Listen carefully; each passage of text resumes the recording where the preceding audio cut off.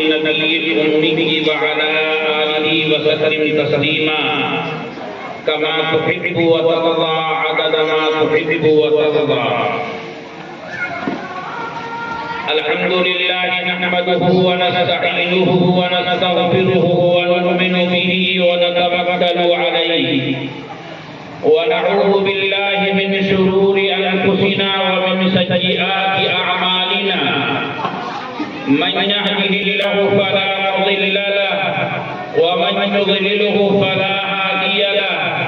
ونشهد أن لا إله إلا الله وحده لا شريك له. ونشهد أن سيدنا ونبينا وحبيبنا وسندنا وشفيعنا ومشفعنا وإمامنا وقدوتنا ورسولنا ونبينا محمدا عبده ورسوله. أما بعد فأعوذ بالله من الشيطان الرجيم. بسم الله الرحمن الرحيم. لقد جاءكم رسول من أنفسكم عزيز عليه ما عنتم حريص عليكم بالمؤمنين رؤوف رحيم. وعن أبي هريرة رضي الله تعالى عنه قال قال رسول الله صلى الله عليه وسلم كل أمتي يدخلون الجنة إلا من أبى. قالوا ومن يأبى يا رسول الله؟ قال من أطاعني دخل الجنة ومن عصاني فقد أبى. رواه البخاري. صدق الله مولانا العظيم وصدق رسوله النبي الأمين الكريم ونحن على ذلك لمن الشاهدين والشاهدين. سب سے پہلے مشیت کے انوار سے نقش روئے محمد بنایا گیا. سب سے پہلے مشیت کے انوار سے نقش روئے محمد بنایا گیا. پھر اسی نقش سے مان کر روشنی بزم کونوں مکان کو سجایا گیا. ان کی رحمت ہے بے حد و بے انتہا. ان کی شفقت تخیل سے بھی ماورا.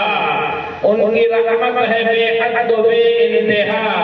ان کی شفقت تخیل سے بھی ماورا. جو بھی عالم جہاں میں بسایا گیا، جو بھی عالم جہاں میں بنایا گیا، ان کی رحمت سے اس کو بسایا گیا. حشر کا غم ہو قاسم مجھے اس لیے، حشر کا غم ہو قاسم مجھے اس لیے، میرا آقا ہے وہ میرا مولا ہے وہ. حشر کا غم ہو قاسم مجھے اس لیے، میرا آقا ہے وہ میرا مولا ہے وہ. جس کے دامن میں جنت بسائی گئی، جس کے ہاتھوں سے کوثر لٹایا گیا. اس عظیم الشان اجلاس کے صدر عالی قدر حضرات علماء کرام، ملت اسلامیہ کے قابل قدر بزرگوں، نوجوان ساتھیوں، اور اگر میری آواز پہنچ رہی ہے تو پردہ نشین خواتین، ماؤں اور بہنوں، اس پوری کائنات میں اللہ رب العالمین نے بے شمار نعمتیں اور انعامات ہم پر اور آپ پر فرمائے ہیں. آج بھی اس کی نعمتیں ہم پر برس رہی ہیں، لیکن وہ نعمتیں اگر ہم شمار کرنا چاہیں تو ہم اور آپ اس کی طاقت نہیں رکھتے. اللہ نے فرمایا وَإِن تَعُدُّوا نِعْمَتَ اللَّهِ لَا تُحْصُوهَا. اگر تم اللہ کی نعمتیں شمار کرو تو ہرگز تم شمار نہیں کر سکتے. ان تمام نعمتوں میں ایک عظیم نعمت، بے مثال دولت، بے نظیر سرمایہ اور اللہ کے خزانے کی انمول اکیلی دولت، وہ دولت کی جناب نبی اکرم صلی اللہ علیہ وسلم کی ذات گرامی پروردگار عالم نے وہ دولت ہمیں اور آپ کو عطا فرمائی، اس دولت کو، اس عظیم نعمت کو اللہ پاک نے امت محمدیہ کی سرپرستی، تربیت، تعلیم اور نگرانی کے لیے، ہدایت اور رہنمائی کے لیے نبی اور رسول، آخری پیغمبر اور آخری نبی بنا کر مبعوث فرمایا۔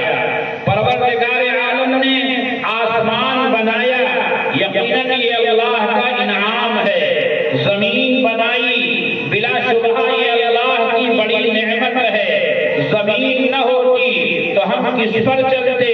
هو الذی جعل لکم الارض ذلولا فامشوا فی مناکبها، وہ اللہ ہیں جنہوں نے زمین کو تمہارے لیے پست بنایا، تمہارے تابع بنایا، تم اس پر اپنے راستے بھی بناتے ہو، اس پر اپنی منزلیں اور مکانات بھی بناتے ہو۔ ایسا تابع بنایا کہ معمولی سا دانہ اپنا اکوا زمین پھاڑ کر باہر آ جاتا ہے۔ زمین اتنی نرم ہے اور سخت اتنی ہے کہ 50 منزلہ بلڈنگوں کو یہ زمین اپنے اوپر تھامے ہوئے ہے۔ پروردگار نے زمین بنائی، احسان نہیں جتلایا۔ زمین نہ ہوتی ہم مکان کہاں بناتے؟ زمین نہ ہوتی ہم ایک جگہ سے دوسری جگہ کیسے جاتے؟ زمین نہ ہوتی غلہ کہاں اگتا؟ زمین نہ ہوتی پانی اسٹور کہاں ہوتا؟ سمرسیبل کے ذریعے ہم پانی کہاں سے نکالتے؟ یہ زمین اللہ کی بڑی نعمت ہے۔ یہ سورج پروردگار عالم نے بڑے انعام کے طور پر، یہ چاند اللہ کی بڑی نعمت کے طور پر ہمیں اور آپ کو عطا ہوا ہے۔ اگر آج یہ سورج نہ نکلے، ہفتوں یہ سورج غائب ہو جائے، مہینوں یہ سورج دکھائی نہ دے، تو درختوں کو پانے لگ جاتے ہیں، پودے بڑھنا بند ہو جاتے ہیں، لوگ کہتے ہیں چھائی لگ گئی، لوگوں کے اندر وٹامن کی کمی ہو جاتی ہے، ڈاکٹر کہتا ہے اسے دھوپ دکھلایا جائے۔ سورج اللہ کی نعمت ہے، لیکن اللہ تعالی نے سورج کو ذکر کر کے اپنی نعمت کا اور اپنے انعام کا احسان نہیں جتایا۔ اللہ نے آسمان ذکر کر کے یہ نہیں فرمایا کہ میں نے ایمان والوں پر احسان کیا۔ زمین کا تذکرہ کر کے اللہ نے یہ نہیں کہا کہ میں نے زمین پیدا کر کے احسان کیا۔ ہاں، اللہ پاک نے جس چیز کا ذکر کر کے اپنا احسان جتلایا وہ چیز ہے، وہ دولت ہے، وہ ذات ہے، وہ شخصیت ہے ہمارے اور آپ کے آقا احمد مصطفیٰ، احمد المرسلین، فخر کونین، فخر آدمیت، نوع انسانی کے لیے سرمایہ افتخار، شفیع المذنبین، امام المرسلین، رحمت للعالمین، تاج العاشقین، امام الہدی، فخر سرور انبیاء جناب محمد مصطفیٰ صلی اللہ علیہ وسلم کی ذات گرامی ہے۔ میرے بھائی اور بزرگوں، اللہ رب العالمین نے یہ جو عظیم پیغمبر ہمیں دیا، پروردگار نے قرآن میں اس نعمت اور انعام کا ذکر کرتے ہوئے فرمایا، لقد من اللہ علی المؤمنین اذ بعث فیہم رسولا من انفسہم، یقیناً بلا شبہ اس میں کوئی شک نہیں ہے، اللہ نے انعام کیا ہے، اللہ نے احسان کیا ہے ایمان والوں پر، جب اللہ نے انہی میں سے ان کے درمیان ایک رسول بھیجا۔ یہ رسول، یہ محمد عربی صلی اللہ علیہ وسلم، یہ اللہ کے برگزیدہ ہیں، یہ اللہ کے محبوب ہیں، یہ اللہ کے چنیدہ ہیں، پوری کائنات کے خلاصہ ہیں، فخر موجودات ہیں۔ اگر یہ دنیا میں نہ آتے، یہ آسمان و زمین کا نظام نہ بنتا، یہ دنیا میں نہ آتے، یہ چاند اور سورج کی گردشیں ہمارے اور آپ کے پاس نہ آتی، اگر یہ دنیا میں نہ آتے تو یہ دنیا میں پھولوں کا مہکنا اور پھولوں کا چہکنا ہمیں اور آپ کو عطا نہ کیا جاتا۔ ہو نہ یہ نام تو بلبل کا ترنم بھی نہ ہو نہ یہ نام تو بلبل کا ترنم بھی نہ ہو، چمن دہر میں گلوں کا تبسم بھی نہ ہو۔ میرے بھائیوں اور بزرگوں، کسی شاعر قلم نہ ہوتا کہ داد فطرت کے سرورم پہ جو نام احمد رقم نہ ہوتا تو نقش ہستی ابھر نہ سکتا، وجود لوح و قلم نہ ہوتا یہ محفل گلفقا نہ ہوتی، جو وہ امام امم نہ ہوتا یہ محفل گلفقا نہ ہوتی، جو وہ امام امم نہ ہوتا زمین نہ ہوتی، فلک نہ ہوتا، عرب نہ ہوتا، عجب نہ ہوتا۔ اللہ کے حبیب علیہ السلام اللہ کے محبوب ہیں، اور آج دنیا میں کسی کا اگر کوئی محبوب ہے تو وہ یہ چاہتا ہے دوسرے اس کی طرف نگاہ نہ اٹھائیں، دوسرے اس سے بات نہ کریں۔ اللہ کا احسان ہے، اللہ نے اپنا محبوب ہم انسانوں کو عطا فرمایا اور اتنا قریب کر دیا، جب چاہتے ہیں ہمارے جیسے صحابہ اللہ کے نبی کی خدمت میں حاضر ہوتے ہیں، اپنی آنکھوں کو اللہ کے پیغمبر کے دیدار سے روشن و منور کرتے ہیں، اپنے قلب کو اللہ کے نبی علیہ السلام کی مجلس اور صحبت سے وہ صحابہ اطمینان عطا کرتے ہیں، اتنا زیادہ ان سے استفادے کو آسان بنایا، لہذا اللہ رب العالمین نے اپنے پاک پیغمبر کو فرمایا ہم نے آپ کو سراج بنایا، ہم نے آپ کو روشن چراغ بنایا۔ علماء کہتے ہیں، مفسرین کہتے ہیں، اے اللہ یہ تو آفتاب نبوت ہیں، یہ تو ماہتاب نبوت ہیں، یہ نبوت کے سورج و چاند ہیں، پھر آپ نے چراغ کیوں کہا؟ پروردگار عالم اللہ رب العالمین کے اس جملے کا مطلب علماء یہ بیان کرتے ہیں، سورج سے روشنی ضرور ملتی ہے لیکن سورج ہمارے اختیار میں نہیں ہے، جب چاہیں فائدہ اٹھا لیں، یہ سورج کے لیے ہمارے پاس اختیار نہیں ہے، لیکن چراغ ہمارے گھر میں ہوتا ہے، جب چاہتے ہیں فائدہ اٹھاتے ہیں، جہاں چاہتے ہیں استعمال کرتے ہیں۔ یہ نبی عظمت اور بزرگی کے اعتبار سے سورج و چاند سے کہیں آگے ہیں، مگر فائدہ اٹھانے کے اعتبار سے چراغ کے مانند ہیں، جب چاہو جیسے چاہو جہاں چاہو نبی کی تعلیمات فائدہ پہنچانے کے لیے آج بھی موجود ہے۔ میرے بھائیوں اور بزرگوں، یہ نبی پاک صلی اللہ علیہ وسلم کہ آج دنیا میں اور ہندوستان کے تمام شہروں میں اکثر گلیوں میں اللہ کے پیغمبر علیہ السلام کی تشریف آوری اور آپ کی ولادت کا جشن منایا جا رہا ہے۔ یہ کون ہیں؟ ان کا مقام کیا ہے؟ میرے بھائیوں اور بزرگوں، ان کے مقام بلند کو بیان کرتے ہوئے اہل علم نے، اہل دل نے، صوفیاء نے، اولیاء اللہ نے فرمایا دنیا میں پیدا ہونے والے تمام لوگوں کے مقامات عالیہ کو متعین کیا جا سکتا ہے کہ تمام انسانوں میں بلند مقام اولیاء کا ہے، لیکن ولیوں کا مقام وہاں جا کر ختم ہوتا ہے جہاں سے شہداء کا مقام شروع ہوتا ہے، شہداء کا مقام وہاں ختم ہوتا ہے جہاں سے صدیقین کا مقام شروع ہوتا ہے، صدیقین کا مقام وہاں ختم ہوتا ہے جہاں سے انبیاء کا مقام شروع ہوتا ہے، اور انبیاء کا مقام وہاں جا کر ختم ہوتا ہے جہاں سے امام الانبیاء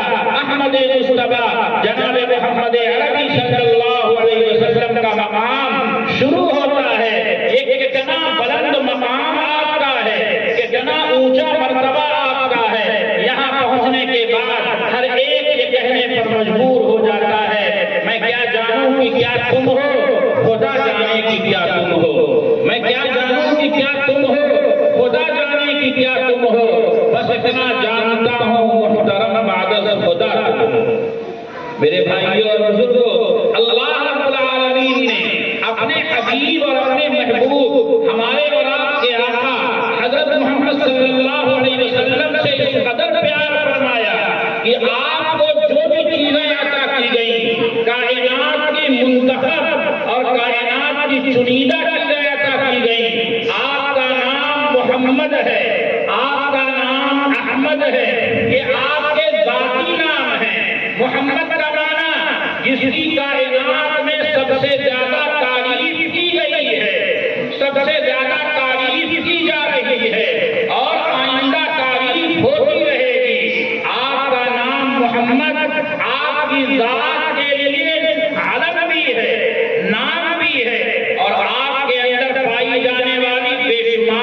صفات کے لیے بطور صفت بھی ہے، گویا کہ یہ آپ کا ذاتی نام بھی ہے اور آپ کے بے شمار اوصاف پر دلیل بھی ہے۔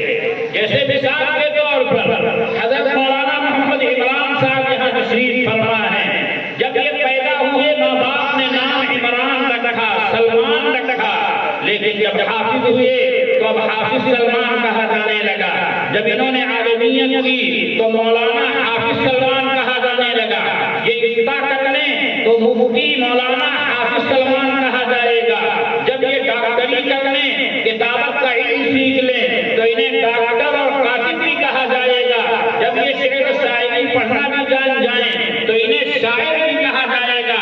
یہ شاعر، یہ کاتب اور یہ مفتی اور یہ مقرر، یہ خطیب، یہ صفات پر دلالت کرتا ہے، کوالٹی پر دلالت کرتا ہے۔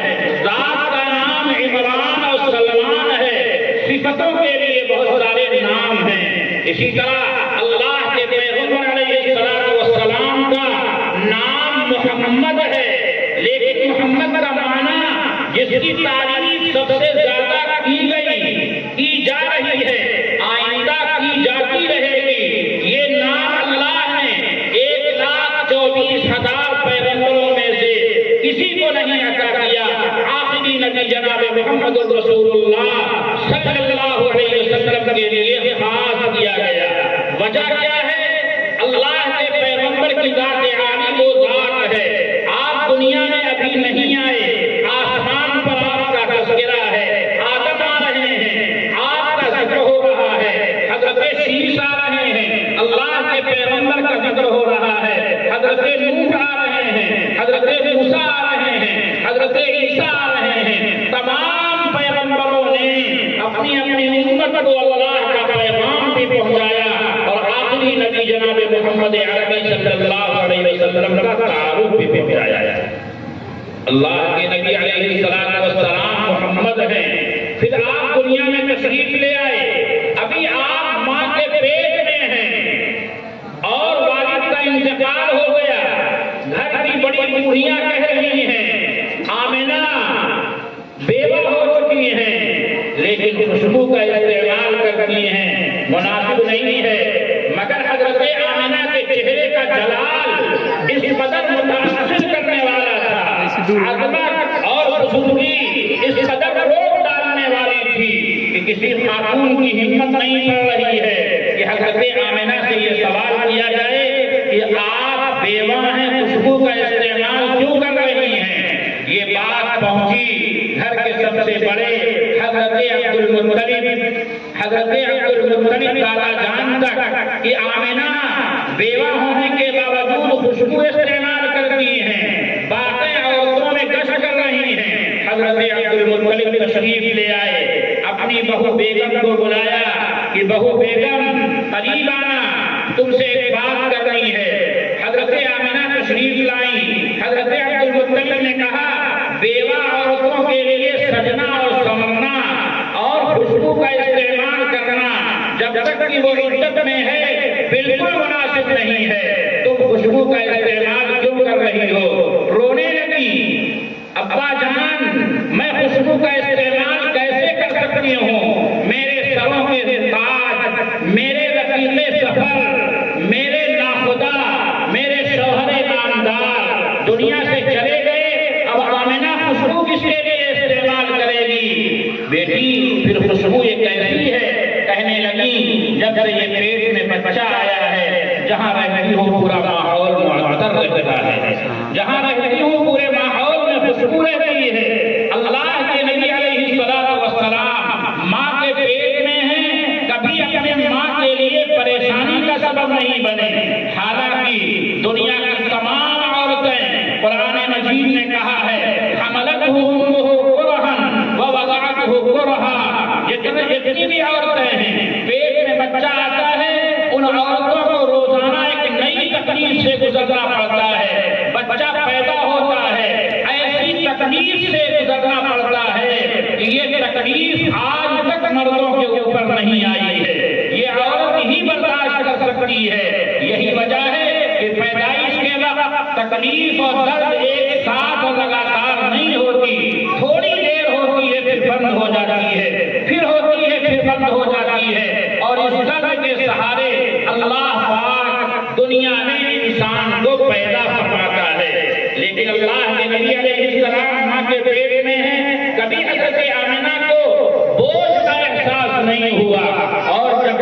کی پیدائش کا وقت آیا، حضرت آمنہ کہتی ہیں نہ جسم پر کوئی گندگی تھی، جیسے اللہ کے نبی علیہ السلام نہلا کر دنیا میں آئے ہیں، اور آپ کا ختنہ ماں کے پیٹ سے ہوا تھا، گویا کہ اللہ کے پیغمبر علیہ السلام ماں کے پیٹ میں ہیں، دنیا کو سبق دے رہے ہیں۔ ماں کو ستانے والا محمد عربی صلی اللہ علیہ وسلم کا امتی نہیں ہے، آپ پیدا ہو رہے ہیں، ماں کو ستایا نہیں، آپ یہ پیغام دے رہے ہیں میرے غلام اپنی ماں کے ساتھ احسان کا برتاؤ کریں گے، میرے غلام ماں کے قدموں میں اپنی جنت تلاش کریں گے۔ پیارے آقا علیہ الصلوۃ والسلام دنیا میں تشریف لے آئے، اللہ کے حبیب کو چند دن والدہ محترمہ نے دودھ پلایا، پھر حضرت سویبہ نے دودھ پلایا، جنہیں بعض لوگ صوفیہ بھی کہتے ہیں، اصل نام سویبہ ہے۔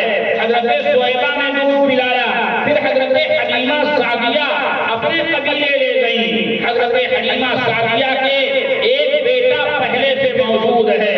اللہ کے پیغمبر علیہ الصلوۃ والسلام کو کبھی بائیں طرف لگانے لگتی ہیں تو آپ چہرہ پھیر لیتے ہیں، دائیں طرف جب دودھ پلاتی ہیں آپ دودھ پیتے ہیں، مگر مائیں ایک طرف کے بعد دوسری طرف بھی دودھ ضرور پلاتی ہیں، مگر جب دوسری طرف آپ کا چہرہ کیا جاتا ہے آپ چہرہ کبھی بھی دوسری طرف نہیں کرتے، اور دوسری طرف سے آپ دودھ کبھی استعمال نہیں فرماتے۔ دنیا کو یہ پیغام دے رہے ہیں، ایک بھائی اور ہے، اس کا بھی حق ہے، اگر بچپن میں دوسرے بھائی کا حق مار دوں گا تو میری امت بھی دوسروں کا حق مارنا اپنا حق سمجھنے لگے گی۔ ہم اس نبی کے ماننے والے ہیں جس نبی نے دودھ پینے کے زمانے میں کبھی بائیں طرف سے دودھ نہیں پیا۔ یہ دلیل اس بات کی ہے کھانے میں دایاں ہاتھ استعمال کیا جائے گا، اچھے کام میں دایاں ہاتھ استعمال کیا جائے گا، اور صرف اپنا حق استعمال کیا جائے گا، دوسرے کے حق پر ہاتھ نہیں ڈالا جائے گا۔ نبی اکرم صلی اللہ علیہ وسلم ذرا بڑے ہو رہے ہیں، پیارے آقا علیہ الصلوۃ والسلام کے والدہ محترمہ 6 سال کی عمر میں دنیا سے چلی گئی، اللہ کے پیغمبر کی عمر 6 سال، والدہ چلی گئی، 8 سال کچھ دن کی عمر ہے، دادا جان چلے گئے، اور اب چچا جان حضرت ابو طالب آپ کی حفاظت کر رہے ہیں، لیکن حضرت ابو طالب کی آمدنی کم ہے، اولاد زیادہ ہیں۔ اللہ کے پیغمبر علیہ الصلوۃ والسلام کہنے کو تو ابو طالب کی حفاظت میں پڑ رہے ہیں، مگر حقیقت یہ ہے کہ اللہ کے پیغمبر کے صدقے میں حضرت ابو طالب کا پورا گھرانہ پڑ رہا ہے۔ اس کی وجہ یہ ہے کہ اللہ کے نبی علیہ السلام نے دیکھا میرے چچا مالی اعتبار سے پریشان ہیں، تو آپ نے محلے والوں کی بکریاں، اللہ کے پیغمبر نے آس پاس رہنے والوں کی بکریاں اجرت پر چرانا شروع فرما دی، اور لوگوں کی بکریاں صحرا کی طرف، جنگل کی طرف لے جاتے، شام میں بکریوں کو واپس لے آتے، جو کچھ ملتا چچا کے ہاتھ پر لا کر رکھتے تھے۔ کہنے والے کہتے ہیں کہ حضرت ابو طالب اللہ کے پیغمبر علیہ الصلوۃ والسلام کی حفاظت و پرورش کے ذمہ دار تھے، لیکن اللہ کے نبی علیہ الصلوۃ والسلام خود معین و مددگار ہیں۔ حضرت ابو طالب کے گھرانے کا دسترخوان لگتا ہے، اللہ کے نبی اگر نہیں بیٹھتے لوگوں کا پیٹ نہیں بھرتا، کھانا کم پڑ جاتا ہے، مگر پیارے آقا جب دسترخوان پر آ جاتے ہیں وہی تھوڑا کھانا سب کے لیے کافی ہو جاتا ہے۔ دنیا کو یہ پیغام دیا جا رہا ہے، اے امت مسلمہ کے نوجوانوں، بیکار نہ رہنا، اگر تمہارے پاس موقع ہے، قوت ہے اور طاقت ہے تو کچھ نہ کچھ کما کر اپنے گھروں میں لانے کی فکر کرنا۔ آج ہمارے نوجوان 24 سال اور 30 سال کے ہیں، باپ کی کمائی پر عیش کر رہے ہیں، 2-4 روپیہ محنت کر کے کمانا وہ اپنی ذمہ داری نہیں سمجھتے، جبکہ اللہ کے پیغمبر علیہ الصلوۃ والسلام ذرا سا احساس اور شعور کی منزل میں پہنچے ہیں تو آپ حضرت ابو طالب کے معاون و مددگار بن جاتے ہیں۔ نبی اکرم صلی اللہ علیہ وسلم کا نام محمد ہے، کیوں محمد ہے؟ اس لیے کہ تمام خوبیاں، تمام کمالات، تمام کے تمام اعلیٰ صفات اور تمام قدریں، تمام بزرگیاں جتنی ممکن ہیں وہ ساری کی ساری جناب نبی اکرم صلی اللہ علیہ وسلم کی ذات عالی میں موجود ہے۔ کہنے والے نے کیا خوب کہا ہے، جتنے فضائل جتنے محاسن امکان میں ہو سکتے تھے ممکن، جتنے فضائل جتنے محاسن امکان میں ہو سکتے تھے ممکن، حق نے کیے سب انہوں نے فراہم صلی اللہ علیہ وسلم۔ آپ کا نام محمد ہے، یہ آپ کی ذات کا بھی نام ہے، آپ کے اندر بے شمار کمالات ہیں، ان کمالات پر یہ محمد کا نام دلیل کے طور پر بھی اللہ نے استعمال کیا۔ لہذا دنیا میں پھر جائیے، دنیا والوں کی ہسٹری اور تاریخ پڑھ لیجئے، پوری دنیا دنیا کے ایک ایک انسان کو دیکھنے اور پرکھنے والی شخصیت، اور دنیا کے ہر پیغمبر کے پاس خدا کا پیغام لانے والی شخصیت حضرت جبریل امین کی ہے۔ کسی نے حضرت جبریل امین کے تصور سے یہ بات کہی ہے، تصور کو سامنے لا کر یہ بات کہی ہے کہ نہ بالائے فلک پایا نہ زیر آسماں دیکھا، نہ بالائے فلک پایا نہ زیر آسماں دیکھا، کہ ایسی بے مثال شخصیت نہ آسمان کے اوپر نظر آئی نہ زمین کے نیچے نظر آئی، نہ زمین پر کوئی ہے نہ آسمان پر کوئی ہے۔ آپ بے مثال ہیں، آپ بے نظیر ہیں۔ پیارے آقا علیہ السلام کا نام محمد ہے، پوری کائنات میں سب سے زیادہ تعریف کی گئی اور آج تعریف ہو رہی ہے۔ اللہ رب العالمین نے اپنے محبوب سے کہا تھا، محبوبہ اذا ذکرت معی، جب جب میرا تذکرہ ہوگا اور میرا ذکر کیا جائے گا، میرے ساتھ میرے محبوب تمہارا بھی تذکرہ ہوگا۔ اذان ہوتی ہے اشہد ان لا الہ الا اللہ کے بعد اشہد ان محمد رسول اللہ، مؤذن جب تک نہیں بولتا اذان مکمل نہیں ہوتی، اور وہ نماز جو اللہ رب العالمین کا مقرر بناتی ہے وہ نماز بھی مکمل نہیں ہوتی جب تک کہ بندہ قاعدہ میں بیٹھ کر السلام علیک ایھا النبی ورحمۃ اللہ وبرکاتہ نہیں کہتا۔ گویا کہ اذان اللہ کے پیغمبر کے بغیر مکمل نہیں، نماز اللہ کے نبی کے تذکرے کے بغیر مکمل نہیں، کلمہ اللہ کے پیغمبر کے ذکر خیر کے بغیر مکمل نہیں۔ تکبیر میں، کلمہ میں، نمازوں میں، اذان میں ہے نام الہی سے ملا نام محمد۔ آج دنیا میں 24 گھنٹے میں کوئی موقع ایسا نہیں ہے، کوئی منٹ ایسا نہیں ہے جہاں دنیا میں کہیں نہ کہیں اللہ کے نام کو مسجدوں کے میناروں سے بلند نہ کیا جاتا ہے۔ آپ سفر کیجئے پچھم کی طرف، تقریباً 30 کلومیٹر پر 1 منٹ کا فرق آ جائے گا۔ آپ مغرب کی اذان یہاں شروع ہو رہی ہے، 30 کلومیٹر جہاں ہے 1 منٹ کے بعد وہاں اذان شروع ہوئی، مؤذن یہاں کہہ رہا ہے اشہد ان لا الہ الا اللہ اشہد ان محمد رسول اللہ، ابھی یہاں پہنچا ہے، 30 کلومیٹر کے بعد دوسرا مؤذن اللہ اکبر کہہ رہا ہے، وہ اشہد ان محمد رسول اللہ تک پہنچے گا، اگلے 30 کلومیٹر پر تیسرا مؤذن اللہ اکبر کی صدا بلند کرے گا۔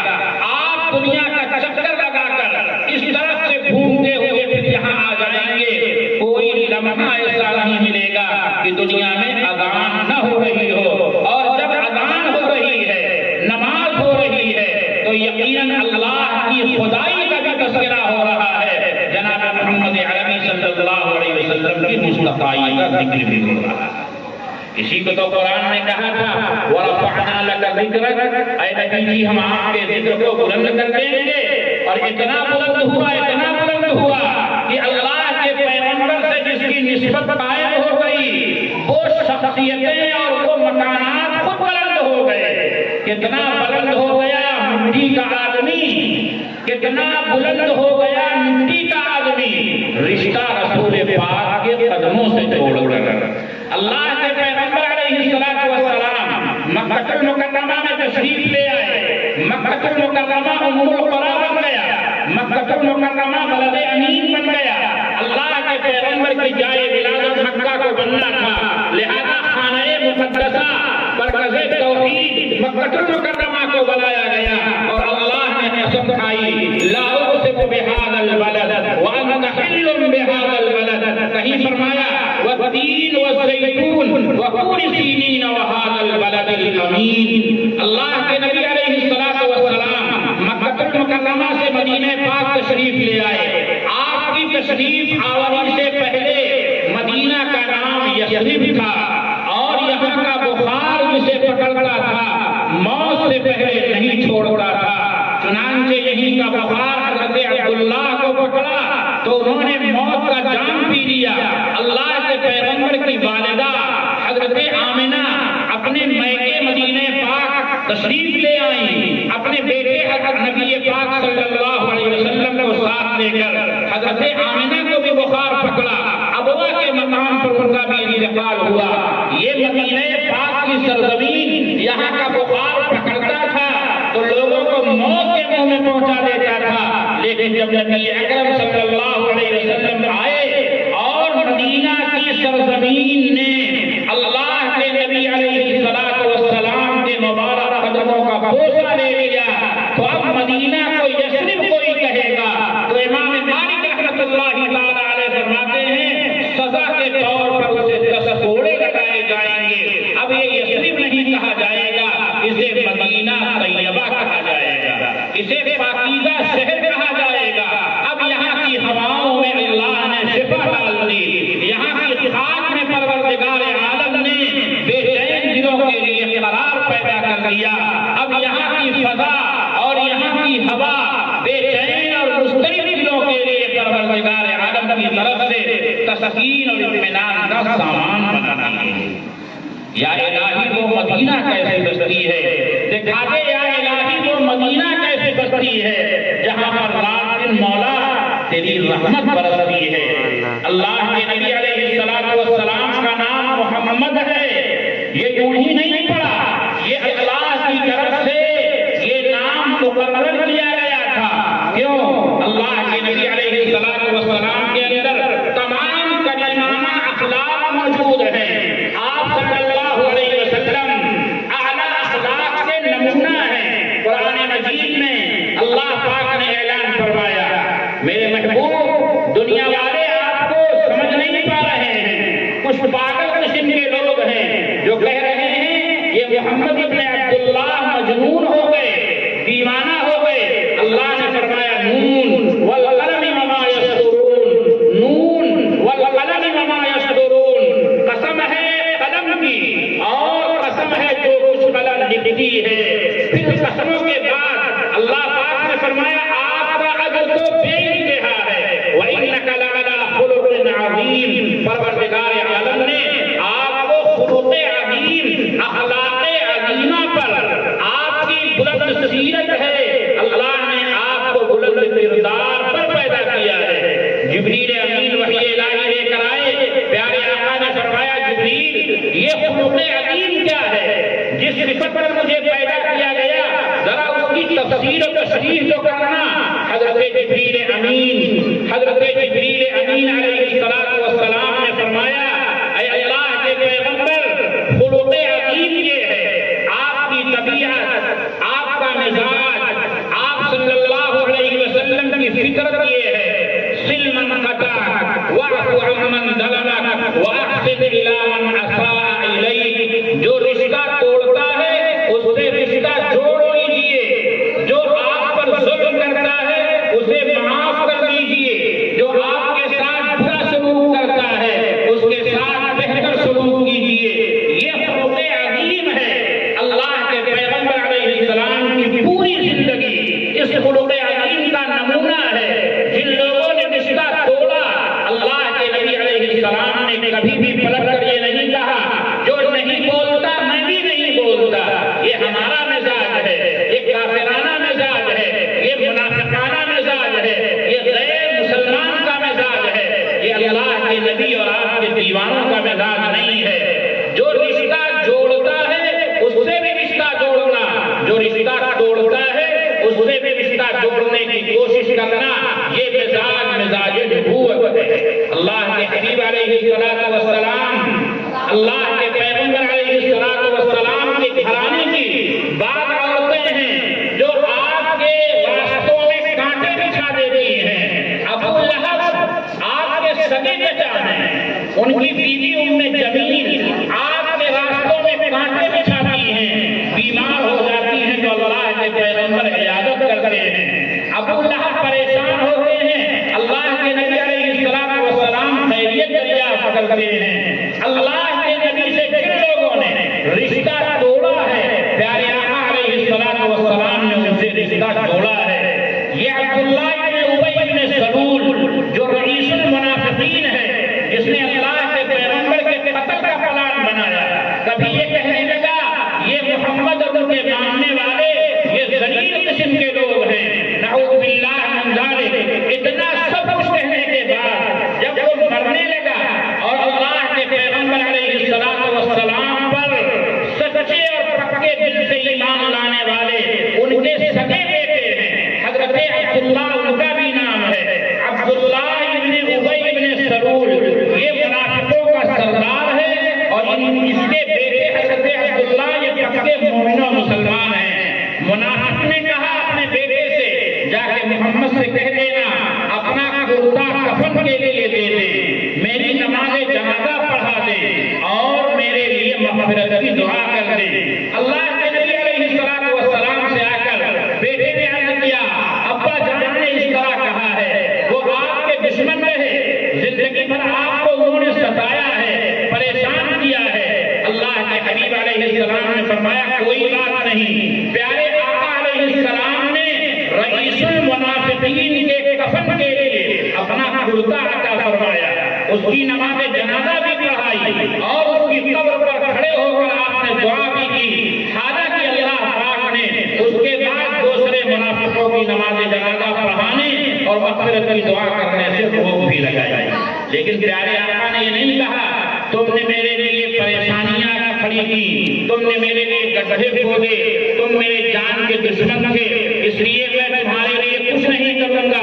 اللہ کے حبیب علیہ السلام نے یہ جواب نہیں دیا۔ پیارے آقا علیہ السلام والسلام تو کریم ہیں، اللہ کے پیغمبر تو شریف ہیں، ایک بدو دیہات کے رہنے والے، عرب کے ماحول میں پڑے ہوئے، تہذیب و تمدن سے ناآشنا، مدینہ پاک آئے۔ اللہ کے نبی علیہ السلام کے گلے میں ایک چادر تھی، پیچھے سے ایسے کھینچ لیا جیسے بدو اور دیہات کے رہنے والے بے تکلف ہو کر تہذیب سے ناآشنا ہے، ادب سے ناآشنا ہے، ایسے کھینچ لیا۔ اللہ کے پیغمبر کے گلے میں چادر کس گئی اور پیارے آقا علیہ السلام کے گلے میں نشان بھی آ گیا۔ آپ مڑے، فرمایا کیا بات ہے، غصہ نہیں ہوئے، تم یہ کیا جہالت کر رہے ہو؟ آپ نے فرمایا کیا بات ہے؟ اس نے کہا اے محمد جو کچھ تمہارے پاس ہے، لفظ یہ تھا جو کچھ تمہارے پاس ہے وہ نہ تیرا ہے نہ تیرے باپ کا ہے، اس میں سے مجھے بھی کچھ دو۔ اللہ کے حبیب علیہ السلام نے فرمایا ہاں تم صحیح کہہ رہے ہو، جو مال میرے پاس ہے وہ نہ میرا ہے نہ میرے باپ کا ہے، میں تو اللہ کا بندہ ہوں، میں تو اللہ کا بندہ ہوں، تیرا حق ہے۔ پھر فرمایا جو تم نے میری چادر کھینچی ہے اور میرے گلے کو تکلیف پہنچی ہے، یہ حق تو وصول کرنا میرا بنتا ہے۔ اس نے کہا محمد آپ تو شریف بھائی ہیں، شریف بھائی کے بیٹے ہیں، آپ بھی بدلہ لیں گے۔ فضحک رسول اللہ صلی اللہ علیہ وسلم، اللہ کے پیغمبر علیہ السلام اس کی اس بات پر ہنس پڑے۔ وَأَمَرَ لَهُ أَن يُحْمَلَ عَلَى بَعِيرٍ شَعِيرٌ وَعَلَى الْآخَرِ تَمَرٌ۔ اللہ کے پیغمبر علیہ السلام نے پھر حکم دیا اس کے لیے ایک اونٹ پر جو لاد دیا جائے اور دوسرے اونٹ پر کھجور لاد دی جائے اور اس کو مدینہ پاک سے عزت کے ساتھ رخصت کیا جائے۔ میرے بھائیوں اور بزرگوں، آج ہمارا مزاج کیا ہے؟ ہمارا مزاج یہ ہے کسی نے ترچھی نگاہ اٹھائی تو ہم بولنے کو تیار نہیں ہیں، کسی نے اگر ذرا تلخ کلامی کر دی تو ہم ایک کا جواب 10 سخت باتوں سے دیتے ہیں، کسی نے ایک گالی دی ہم 7 پشتوں کو اٹھا ڈالتے ہیں، کسی نے ایک چھاپر اٹھایا ہم کئی چھاپر لگاتے ہیں۔ ہم یہ کہتے ہیں زمانہ بہت بدل چکا ہے، اینٹ کا جواب پتھر سے دیا جائے گا، گولی کا جواب توپوں اور ٹینکوں سے دیا جائے گا۔ نبی اکرم صلی اللہ علیہ وسلم کو سمجھنا ہے، آپ کی سیرت و اطوار و کردار کو دیکھنا ہے،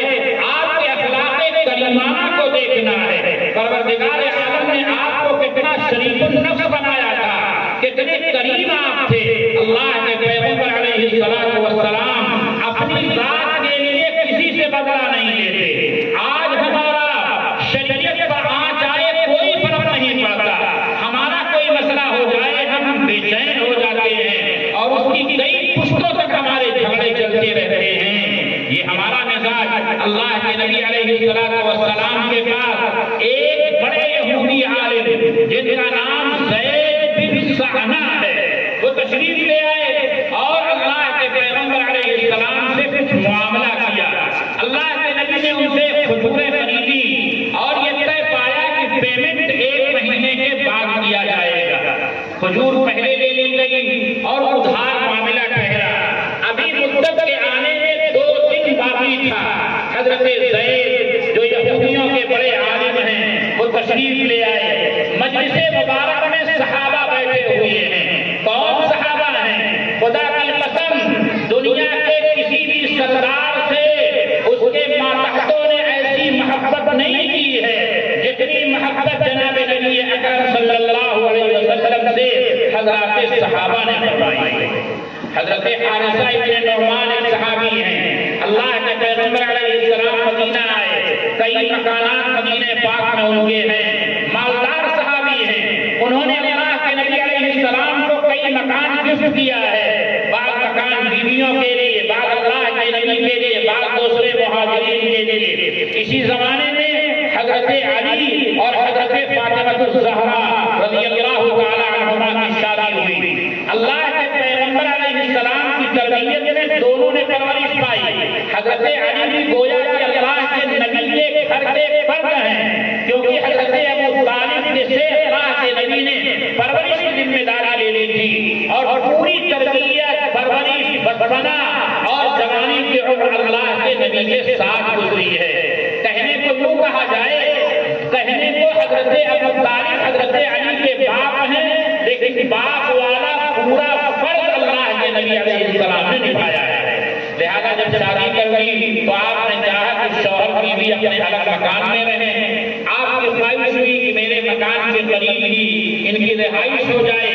لوگوں نے کہا حارثہ ابن نعمان کے تو کئی مکان مسجد نبوی کے قریب ہیں، کوئی ایک مکان لے لیجیے۔ آپ نے فرمایا اب مجھے شرم آتی ہے، اس کا کئی مکان میں لے چکا ہوں۔ جب حضرت حارثہ ابن نعمان کو اللہ کے پیغمبر کے یہ جملے بتائے گئے، وہ بھاگتے ہوئے آئے اور آنکھوں سے آنسو جاری ہیں، کہہ رہے ہیں یا رسول اللہ میرے ماں باپ آپ پر قربان، خدا کی قسم آپ جو مال اور جو مکان قبول کر لیتے ہیں وہ مکان مجھے ان مکانات سے اور وہ مال مجھے ان مالوں سے جو میرے پاس باقی بچ جاتا ہے زیادہ محبوب اور پیارا۔ صحابہ کرام اس درجہ محبت کرتے ہیں، لہذا اللہ کے پیغمبر علیہ السلام کی مجلس میں محبت کرنے والے صحابہ بیٹھے ہوئے ہیں۔ اللہ کے نبی علیہ السلام ان سے گفتگو فرما رہے ہیں۔ اسی درمیان حضرت زید بن سہنہ ابھی 2 دن باقی ہے، تشریف لے آئے اور سیدھے اللہ کے نبی علیہ السلام کے پاس گئے اور یہ گریبان تھام لیا۔ یہاں بیٹھے ہوئے مفتی صاحب کا کوئی گریبان پکڑ لے آپ برداشت کریں گے؟ کبھی نہیں برداشت کریں گے۔ صاحب مفتی صاحب کے گریبان میں ہاتھ ڈال دیا، میرے گریبان کو پکڑتا تو ایک مرتبہ سوچا جا سکتا تھا، لیکن جتنی محبت ہم اور آپ مفتی نصیر صاحب سے کر رہے ہیں، خدا کی قسم کئی کروڑ گنا زیادہ محبت صحابہ کرام جناب محمد عربی صلی اللہ علیہ وسلم سے فرما رہے ہیں۔ کون لوگ موجود ہیں؟ حضرت ابو بکر موجود ہیں، حضرت عمر موجود ہیں، جو عمر کہہ رہے ہیں اللہ کے نبی میری جان سے بھی زیادہ آپ مجھے محبوب ہیں، جو عمر کہہ رہے ہیں اللہ کے پیغمبر علیہ السلام آپ کے لیے عمر کی جان، عمر کا مال، عمر کی اولاد سب قربان ہے، وہ حضرت عمر بھی موجود ہیں، وہ حضرت عثمان غنی بھی موجود ہیں، جو عثمان غنی فدائے نبی ہیں، جو عثمان غنی جانشار نبی ہیں، وہ عثمان جو اس لیے اللہ کے پیغمبر کی بیٹیوں کے انتقال کے بعد رو رہے ہیں کہ میرا جو دامانی کا رشتہ اللہ کے نبی سے تھا، جب حضرت رقیہ دنیا سے چلی گئی، حضرت ام کلثوم بھی دنیا سے چلی گئی، تو دونوں بیٹیاں حضرت عثمان غنی کے نکاح میں جب باقی نہیں رہی تو اس بات پر رو رہے ہیں کہ میرا دامانی کا رشتہ ٹوٹ گیا ہے۔ اللہ کے نبی تسلی دے رہے ہیں، حضرت عثمان کہہ رہے ہیں اللہ کے پیغمبر صبر نہیں آتا۔ آپ نے فرمایا عثمان اگر میرے پاس 10 بعض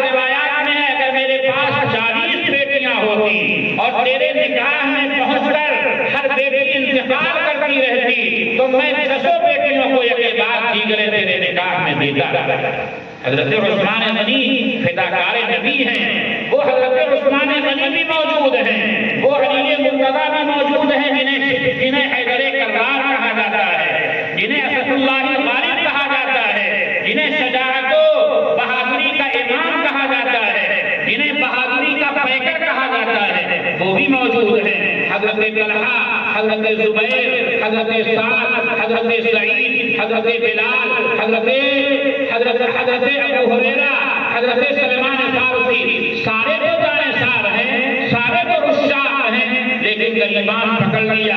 صرف یہی نہیں، غریبان پکڑنے کے بعد ایک جملہ کہا، یا محمد الا تقینی حقی، محمد میرا حق کیوں نہیں ادا کرتے؟ دنیا والوں کو یہ بتا رہا ہے کہ یہ حق ادا کرنے میں ٹال مٹول کر رہے ہیں، کیوں نہیں ادا کرتے؟ صرف اتنا ہی پر بس نہیں کیا، اس نے ایک ردہ اور رکھا اور اس نے کہا انکم ذو مثل یا بنی عبد المطلب، اے عبد المطلب کے گھر والوں، اے عبد المطلب کی آل اولاد، تم سب بے ایمان ہو اور حق ادا کرنے میں ٹال مٹول کرتے ہو۔ یعنی اللہ کے پیغمبر ہی کو گالی نہیں دیا، پورے خاندان اور آباء و اجداد کو گالی دیا۔ اللہ کے نبی علیہ السلام پھر بھی کچھ نہیں بول رہے ہیں۔ اب حضرت عمر کا جلال جوش مارتا ہے اور جلال عمر جوش مارتا ہے۔ جی ہاں، دکھا دے کوئی جمال ایسا، بتا دے کوئی مثال ایسی، ہزاروں کروٹ جہاں بدری، ہزاروں پروار روا ہوئے ہیں، حضرت عمر جیسا جلال دنیا نے دیکھا ہے اور جو دنیا دیکھ پائے گی۔ بیکار ہو کر کھڑے ہو گئے، کہنے لگے اے عدو اللہ، اے اللہ کے دشمن، تم اللہ کے نبی سے کیا کہہ رہے ہو؟ میرے کانوں میں یہ کیا بات آ رہی ہے، میں کیا سن رہا ہوں؟ لولا ما احاضر قربہ لضربت بسیفی رأسک، خدا کی قسم اگر تو اللہ کے نبی علیہ السلام کے قریب نہ ہوتا تو تیرا سر اپنی تلوار سے اڑا دیتا۔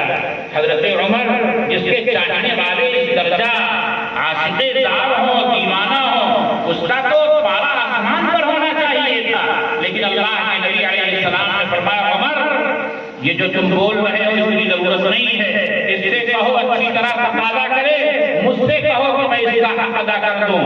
اے عمر جاؤ اس کا حق ادا کرو، اور جو تم نے ابھی ڈانٹ دیا ہے، یا رسول اللہ غریبان بھی تو پکڑا ہے، دیوار سے بھی تو لگایا ہے، آپ کو بھی گالی دی ہے، آپ کے آباء و اجداد کو بھی گالی دی ہے، اس کا کیا بنے گا؟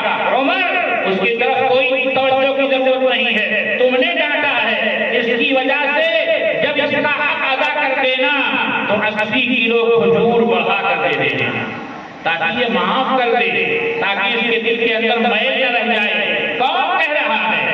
یہ اللہ کے محبوب کہہ رہے ہیں۔ کون کہہ رہا ہے؟ جو رنجیدہ اور غمزدہ ہوتے ہیں تو اللہ جبریل امین کو بھیج کر تسلی دیتا ہے، اور جب طائف کے میدان سے واپسی کے بعد، طائف کی سرزمین سے واپسی کے بعد آپ بہت زیادہ غمگین ہیں تو پھر اللہ نے کہا جبریل آج تسلی تمہیں نہیں دینا ہے، جا کے میرے محبوب کو معراج پر لاؤ۔ اتنا بلند مقام ہے، پھر بھی اللہ کے نبی علیہ السلام نے بدلہ نہیں لیا۔ عمر حق بھی ادا کرو، 80 کلو کھجور بڑھا کر نہیں دے دینا تاکہ تم نے جو ڈانٹا ہے اس کا بدل بن جائے۔ اب وہ حضرت زید یہودیوں کے بڑے عالم تھے، تورات کے ماہر تھے، انجیل پڑھی ہوئی تھی، آسمانی کتب کو دیکھا تھا۔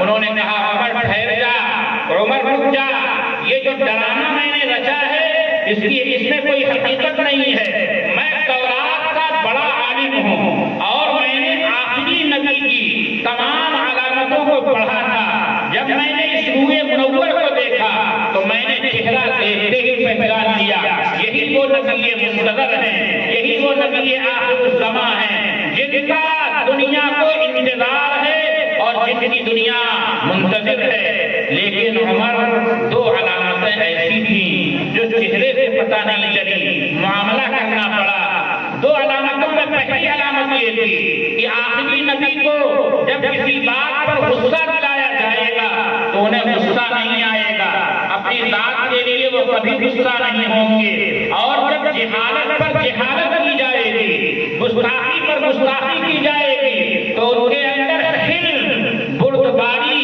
یعنی غصہ کے بجائے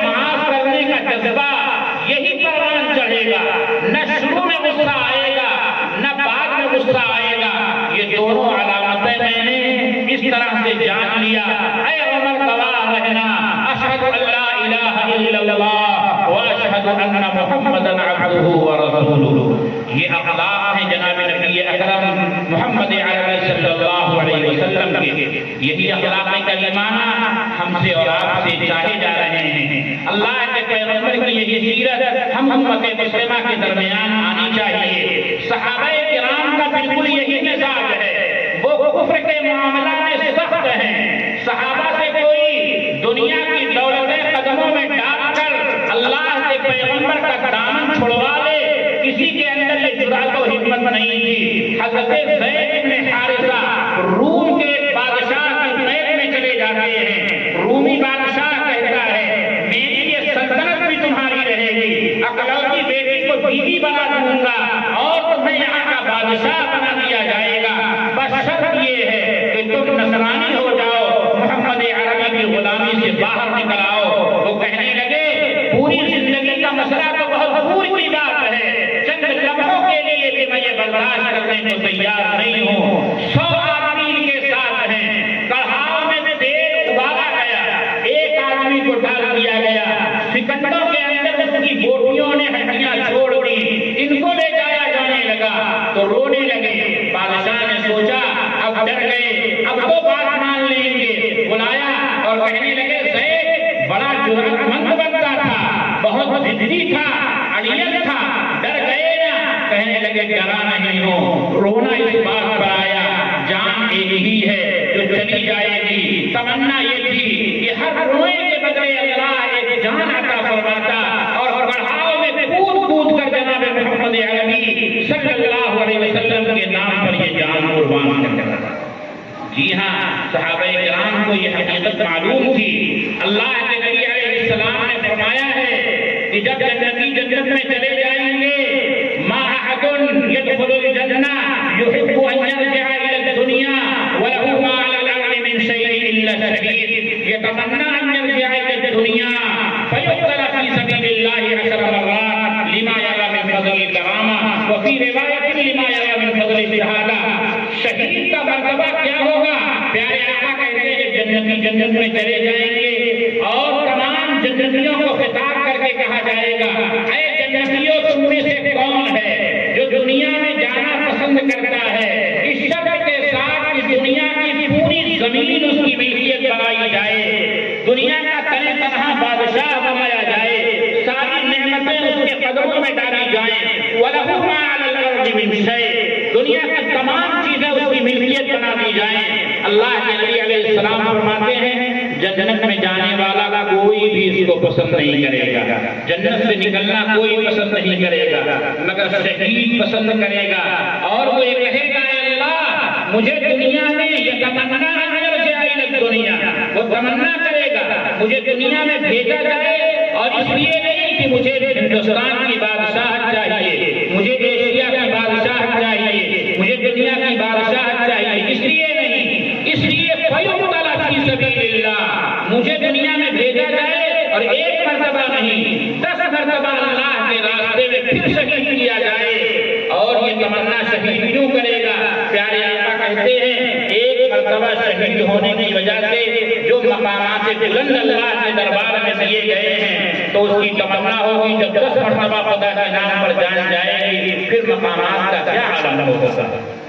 یہ چیز صحابہ سمجھ گئے تھے۔ اس بنیاد پر حضرت عبداللہ بن ابی حذافہ کہتے ہیں رویا اس بات پر ہوں کہ جان ایک ہے، اس لیے رو رہا ہوں، کاش ہر بات کے بدلے جان ہوتی اور اللہ کے نبی پر ہر جان کو ہنستے ہوئے میں وار دیتا اور قربان کر دیتا۔ میرے بھائیوں اور بزرگوں، آج ہم اور آپ اسی نبی کے نام لیوا ہیں جس نبی پاک صلی اللہ علیہ وسلم کو اللہ پاک نے ہمارے لیے اسوہ اور نمونہ بنایا تھا۔ آج آپ نون چلانے والے لوگ ہو، تاغے کو تاغے سے پلانا یہ آپ کا اپنا فن ہے۔ آپ کے گھر کی عورتیں، ہمارے گھر کی عورتیں دوپٹہ دیتی ہیں کہ اس کلر کی ریل لانا ہے، دھاگا لانا ہے، یا ذرا سا کپڑا دیتی ہیں کہ سفید پٹے کو اس کلر کا لگانا ہے، اور ہم جاتے ہیں لگا کر لے آتے ہیں، دھاگا لے آتے ہیں، ذرا سا فرق ہو جاتا ہے تو عورتیں کہتی ہیں آپ کو دھاگا بھی خریدنے کا ڈر نہیں ہوا. یعنی نمونے کے مطابق اگر بھاگا نہیں تو گھر کی عورتیں اسے قبول نہیں کرتی. اللہ کے پیغمبر علیہ السلام دنیا میں آنے والے ہر انسان کے لیے جنت میں پہنچنے کے لیے نمونہ ہیں. اب دنیا والے اللہ کے دربار میں لائے جا رہے ہیں. ان کی نمازیں اللہ کے نبی کی نماز کے نمونے کے مطابق نماز پاس کر دی گئی. ان کے روزے اللہ کے نبی کے روزے کے مطابق روزہ پاس کر دیا گیا. ان کی زکات اللہ کے نبی کے فرمان کے مطابق روزہ پاس کر دیا گیا. ان کا اخلاق اللہ کے نبی کے اخلاق کے مطابق ان کا اخلاق پاس کر دیا گیا. یہ ہمارا نمونہ اللہ کے پیغمبر علیہ السلام سے اگر مل گیا تو ہم جنت کے حقدار ٹھہریں گے. اور اگر اللہ کے نبی کے نمونے سے ہمارا عمل میل نہیں کھایا, میل نہیں ہوا اور ہمارے عمل اور اللہ کے پیغمبر کے دیے ہوئے نمونے میں فرق رہ گیا تو پھر ہماری بخشش ہوگی کہ ہم عذاب میں گرفتار کیے جائیں گے. پھر یہ اللہ کے ہاتھ میں معاملہ ہوگا. میرے بھائیوں اور بزرگوں, اللہ پاک نے فرمایا لقد کان لکم فی رسول اللہ اسوۃ حسنہ. اللہ نے رسول اللہ صلی اللہ علیہ وسلم کی زندگی میں تمہارے لیے بہترین نمونہ بنایا ہے. لہذا پیارے آقا نے اگر ماں باپ کا ادب و احترام سکھایا تو نمونہ پر پورا اترنے کے لیے ماں باپ کا ادب و احترام سماج میں آنا چاہیے. اگر اللہ کے نبی علیہ السلام نے پڑوسی کا خیال کرنا ایمان کا حصہ قرار دیا تو پڑوسیوں کا ادب و احترام ہونا چاہیے. آج ہمارے یہاں پوری دنیا سے ہم لگے ہوئے ہیں مگر ہمارے پڑوسی ہم سے ناراض ہیں, پڑوسیوں سے ہمارے جھگڑے ہیں. پیارے آقا گنبد خضرا سے آواز دے رہے ہیں, ذرا آپ دل کا کان کھول کر سنیے. اللہ کے نبی نے 3 مرتبہ قسم کھائی ہے, واللہ لا یؤمن, واللہ لا یؤمن, واللہ لا یؤمن. خدا کی قسم کو مسلمان نہیں, خدا کی قسم کو مومن نہیں, خدا کی قسم کو مومن نہیں. ہم کہہ سکتے ہیں اے اللہ کے نبی آپ کو صادق و مصدوق ہیں, اے اللہ کے پیغمبر آپ کی زبان سے جھوٹ نکلا ہی نہیں ہے, آپ قسم اٹھا رہے ہیں. تو ہمیں جواب دیا جائے گا جس مضمون کو بیان کیا جا رہا ہے, جس مسئلے کو بیان کیا جا رہا ہے وہ بڑا نازک بھی ہے, بڑا اہم بھی ہے. اس لیے نبی پاک صلی اللہ علیہ وسلم قسم کھا کر یہ مضمون بیان کر رہے ہیں. صحابہ نے کہا اے اللہ کے پیغمبر لا الہ الا اللہ بھی پڑھتا ہے پھر بھی آپ قسم کھا کے کہہ رہے ہیں مومن نہیں, محمد رسول اللہ بھی پڑھتا ہے پھر بھی آپ کہتے ہیں مومن نہیں اور قسم کھائے جا رہے ہیں. کون بدقسمت ہے؟ پیارے آقا علیہ السلام نے جواب میں ارشاد فرمایا الذی لا یرجعه بوائقا, وہ آدمی جس کی شرارت سے, جس کی فتنہ انگیزیوں سے اور جس کے حسد سے, جس کے بغض سے, جس کے کینہ سے, جس کی دشمنی سے اس کے پڑوسی محمود اور مامون نہ ہوں. پڑوسی کس کو کہا جاتا ہے؟ گھر کے بغل والا گھر پڑوس کہلاتا ہے. پیارے آقا کی حدیث دیکھی جائے تو اللہ کے نبی علیہ السلام نے فرمایا اربعون دارن الجوار, اربعون دارن, پڑوس 40 گھر ہوتا ہے. 10 گھر آگے, 10 گھر پیچھے, 10 گھر دائیں, 10 گھر بائیں. یہ پڑوس ہے.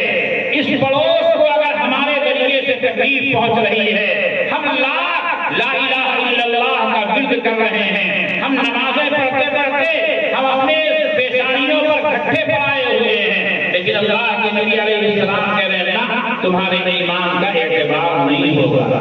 پڑوسی تو گھر کے باہر کے لوگوں کو کہا جاتا ہے.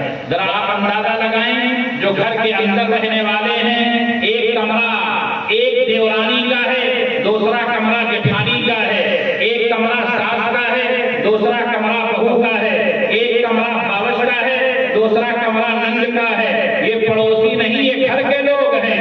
اگر پڑوسی کو تکلیف پہنچانے والا مومن نہیں, مومنہ نہیں, اس کے ایمان کا اعتبار نہیں. اگر کسی بہو کے ذریعے ساس کو تکلیف پہنچ رہی ہے, کسی ساس کے ذریعے بہو کو تکلیف پہنچ رہی ہے, کسی نند کے ذریعے بھاؤ کو تکلیف پہنچ رہی ہے, بھاوت کے ذریعے نند کو تکلیف پہنچ رہی ہے, دیورانی کے ذریعے جٹھانی ستائی جا رہی ہے, اور جٹھانی کے ذریعے دیورانی ستائی جا رہی ہے, پھر آپ ان کے ایمان کا کیا کہیں گے؟ آپ ان کے اسلام کے بارے میں کیا حکم لگائیں گے؟ آج ہمارے گھروں کے اندر اختلاف، تھوڑی تھوڑی باتوں پر منہ کا پھول جانا، یہ ہمارے گھروں کا عام مزاج بنا ہوا ہے، جبکہ اللہ کے نبی علیہ السلام نے ہماری اصلی کامیابی، ہماری حقیقی کامیابی، آج دنیا والے کچھ سمجھیں، دنیا والے سمجھتے ہیں جس نے بڑا مکان بنایا وہ کامیاب، جس نے عمدہ گاڑی خریدی وہ کامیاب، جس نے بہترین پلاٹ دکھایا وہ کامیاب۔ نہیں، دنیا میں مالدار نہ کامیاب ہے، نہ غریب ناکام ہے، نہ مالدار ناکام ہے، نہ غریب کامیاب ہے، بلکہ دنیا میں مالدار مالداری کا امتحان لے رہا ہے، غریب غربت کا امتحان لے رہا ہے، دنیا دارو امتحان ہے۔ دنیا سے جانے کے بعد اصل کامیاب کون ہوگا؟ قرآن نے جواب دیا، فَمَنْ زُحْزِحَ عَنِ النَّارِ وَأُدْخِلَ الْجَنَّةَ فَقَدْ فَازَ، جسے جہنم سے بچا لیا گیا، جنت میں داخل کر دیا گیا، حقیقت میں وہی کامیاب ہے۔